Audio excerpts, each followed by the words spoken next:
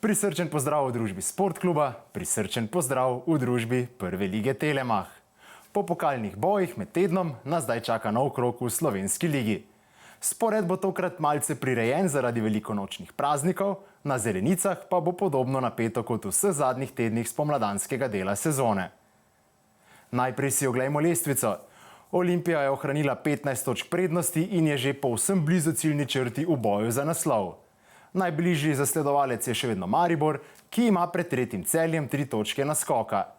Blizu so še Koper, Domžale in Mura, nato pa na dnu sledijo Bravo, Radomlje, Gorica in Sežanski Tabor. Iskri se še vedno predvsem v boju za evropske vstopnice in v boju za obstanek, kjer sta v najslabšem položaju Gorica in Tabor. Sprehodimo se čez tekme 30. kroga, ki ga v soboto v Sežani odpirata Tabor in Domžale. Sežanci so v prejšnjem krogu vse do konca upali na točko v Stožicah, a ostali praznih rok. Tokrat jih čaka rumena družina, ki jo je Tabor nadigral na začetku pomladi. Gre za obračun, na katerem gostujoča ekipa praktično nemogoče zmaga. Letos pomladi je Tabor prišel do svoje prve zmage v Domžalah, zato se lahko sprašujemo, če lahko varovanci Simona Rožmana tokrat ponovijo vajo. Vsekakor bo napeto, zato vabljeni v našo družbo v soboto ob 15. uri. Z druženjem bomo nadaljevali v soboto ob 17:30, ko nas čaka izjemno pomembna tekma med Radomljami in Gorico. Gostje, ki so jih v prejšnjem krogu nadigrali Mariborčani, tokrat nujno potrebujejo boljšo predstavo. Trener Mlinarjev Oliver Bogatinov pa takšne tekme rad označi za takšne, ki štejejo za 6 točk. Radomljani bi v primeru uspeha naredili izredno velik korak k temu, da že potrdijo prvoligaški status za sezono 2023-2024. Pričakujemo lahko pravi taktični boj, podoben kot na uvodu spomladanskega dela v Novi Gorici, ko se je tekma končala z 1:1. Takrat so se vrtnice rešile tik pred koncem srečanja. Zadnja sobotna tekma je obračun Maribora in Kopra v Ljudskem vrtu. Aktualni prvak je po reprezentančnem premoru postregel z izjemno potentno predstavo v Novi Gorici, Koper pa je, kot kaže, končno ujel dobro formo, saj je po slabih rezultatih na začetku spomladanskega dela sedaj nanizal 3 zaporedne zmage. Varovanci Zorana Zeljkovića bi z morebitno 3. zmago proti Mariboru v tej sezoni znova povsem odprli boj tako za 2. kot 3. mesto. Je pa jasno, da bodo vse oči v Ljudskem vrtu uprte v napadalca Maribora Žana Vipotnika, ki je v Novi Gorici vpisal hat-trick in spet opozoril nase. Vroči napadalec je bil ves teden glavna tema vseh balkanskih nogometnih medijev, kot kaže pa se zanj zanima tudi vse več klubov iz najmočnejših evropskih lig. Kot smo poročali tudi na naši spletni strani, je v veliki nevarnosti celo rekordni prestop lige Ezekiela Hentija, ki je pred 7 leti Olimpijo zapustil za 5,5 milijona evrov. Na velikonočno nedeljo bo Prva liga Telemach počivala, zato pa bo zelo pestro v ponedeljek. O 15. uri je na praznični dan na sporedu naša tekma kroga. To je derbi prestolnice med Bravom in Olimpijo. Šiškarji so ena izmed 5 ekip, ki je v tej sezoni ugnala zasedbo Alberta Riere. To jim je uspelo v velikem slogu, saj so jeseni na Žaku slavili 6:1. Preostali tekmi je dobila Olimpija, ki je tudi sicer na medsebojnih tekmah uspešnejša. To bo 16. ljubljanski derbi v Prvi ligi Telemach, Olimpija pa bo lovila svojo 8. zmago. Bravo je slavil 4-krat, zaradi nekaterih šokantno visokih zmag pa so Šiškarji na medsebojnih tekmah dosegli celo več golov kot Olimpija. Na Žaku so zmaji slavili 2-krat, Bravo pa 3-krat, kar potrjuje dejstvo, da je Bravo doma za Olimpijo izredno neugoden tekmec. Tudi tokrat smo za napoved poklicali v oba kluba. Najprej gremo k Bravu, z nami je branilec Matija Kavčič. Matija, lep pozdrav. Smo v zadnji četrtini državnega prvenstva. Vaša prednost pred cono izpada ni takšna, kot bi si želeli. V kakšnem vzdušju se pripravljate na zadnje tekme? Koliko pogledujete na lestvici proti klubom, ki so za vami? Ja, res se bližamo se zadnjemu delu. Ni nam šlo to sezono vse tako, kot smo si želeli. Seveda bi se želeli imeti večjo prednost pred ekipami v boju za obstanek, ampak nimamo kaj, tu smo. Dost nazaj ne gledamo, gledamo sami nase. vemo, da je vse odvisno od nas. Če bomo zbrali potrebne točke, se za obstanek ne bomo bali. Na zadnji tekmi proti Kopru ste ostali praznih rok. Zdi se, da ste v prejšnjih sezonah prav na takšnih obračunih ohranjali mrežo nedotaknjeno. Kaj vam zato manjka v tej sezoni, tudi zato manj točk na vašem naslovu? Ja, dobro, mogoče ta tekma s Koprom je bila malo specifična.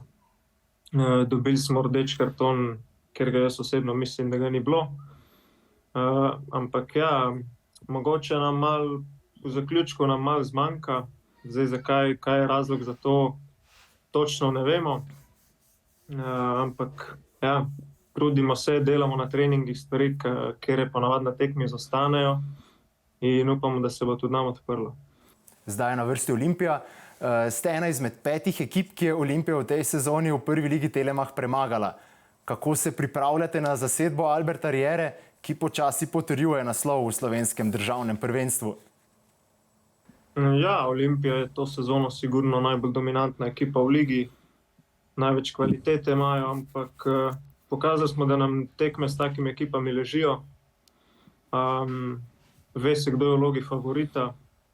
Mi to vlogo prepuščamo Olimpiji in tako smo pokazali na zadnji tekmi tukaj na Žaku, da če se dobro pripravimo in če smo z glavo na tekmi, tako ko moramo biti, nas na Žaku zelo težko kjerkoli ekipa premaga. Za konec pa še beseda ali dve o taktiki. Lahko v ponedeljek pričakujemo tisti značilni Bravo na obračunih z Olimpijo z visokim pritiskom na zelenici, na kateri znate onemogočiti sicer prav vsako ekipo. Ja, zagotovo. Žak je specifično igrišče, manjše od ostalih v ligi. In ja, v tej igri smo mi dominirali. Taktično se na Olimpijo nismo še veliko pripravljali, imamo še zadnje 3-4 treninge pred tekmo, kjer bomo zadnje stvari dorekli, ampak ja, mislim, da bo to tisto osnovno vodilo. Matija, hvala in srečno. Gremo še v Olimpijo, z nami je Svit Sešljar. Svit, še zadnja tekma z Bravom v tej sezoni. Pri Olimpiji za voljo prednosti že odštevate tekme, ko boste potrdili naslov. Je naslov zdaj že predmet debat v slačilnici ali se še vedno držite tistega reka, da razmišljate le o vsaki naslednji tekmi? Pa glede na to, kako blizu smo, definitivno tudi igralci že malo razmišljamo v pokalu, ampak je še daleč do tja, moramo še vseeno osvojiti 7 točk ali pa po nekih spletu okoliščin manj, ampak gremo tekmo po tekmo. Zdaj v ponedeljek nas čaka Bravo in kot vedno gremo na zmago. Zaradi pokala Pivovarna Union ste imeli nekoliko bolj strnjen urnik. Velikonočni prazniki pa so ponudili priložnost za kak dan več premora. Kako boste sicer preživeli praznike? Pa prazniki ne vem, koliko bomo lahko izkoristili, zato ker bomo imeli, tako kot ste rekli, imamo tekme zelo hitro in bo treba izkoristiti za regeneracijo, priprava na naslednjo tekmo in pa v ponedeljek je že Bravo. Bravo na Žaku je zelo specifičen nasprotnik. Vi ste to v tej sezoni okusili tudi na zadnji medsebojni tekmi v Stožicah, pa so bili Šiškarji trd oreh. Kaj vam pri igri Brava ne odgovarja, zakaj proti njim težje razvijete svoj slog igre? Pa se veste, kak je, ko igraš proti ekipi, ko je prva, si še 20% bolj motiviran, kot pa proti ostalim ekipam. In zato je nam tudi vsaka tekma toliko težja, ker so ostali toliko bolj motivirani, hočejo nas zmagati, ker smo daleč pred vsemi. In mislim, da je tudi to nek dodatni motiv za njih, da so toliko bolj čvrsti, toliko bolj agresivni, ampak moramo jim vrniti še za tisto tekmo na Žaku, se pripraviti tako je treba, pa da osvojimo 3 točke. Imate pa vi, Svit, Bravo v lepem spominu, 2 zares krasna zadetka. Kaj pripravljate za ponedeljkov obračun? Lahko navijači zdaj pričakujejo tudi kak Eurogol na Žaku? Ja, jaz upam, da bo, ampak ležali so mi prejšnjo sezono, pa v Stožicah, zdaj pa je nova sezona na Žaku. Upam, da doseže nov zadetek in pa da 3 točke odnesemo v Stožice. No, za konec pa samo še vprašanje o zelenici na Žaku. Je igrišče res tako specifično? Pa je specifično, zato ker so manjše dimenzije igrišča, kar nam kot v ekipi Olimpije, ki hočemo razviti igro, razširiti nasprotnika, enostavno ne odgovarja. Tako da nam to igrišče ne odgovarja. Svit, najlepša hvala, lepe praznike in srečno na tekmi. Hvala, enako. 30. krog bomo na to sklenili še z obračunom Mure in Celja na Fazaneriji. To bo znova obračun, na katerem bodo predvsem navijači črno-belih zelo motivirani in glasni, saj bo pri Celju na zelenici veliko njihovih nekdanjih ljubljencev.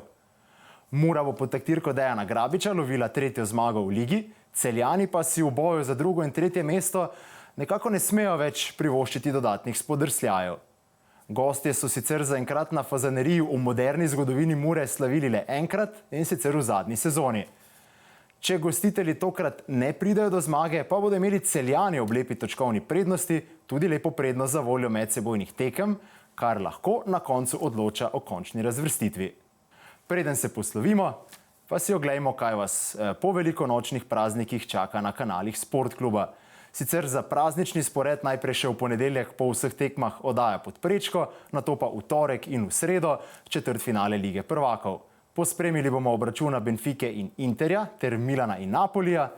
No, hkrati pa nas čaka še začetek teniškega Mastersa v Monte Carlo. Vsekakor bodite v naši družbi, za danes pa naj si bo to dovolj. Hvala vam za pozornost in prisrčen pozdrav do prihodnjič.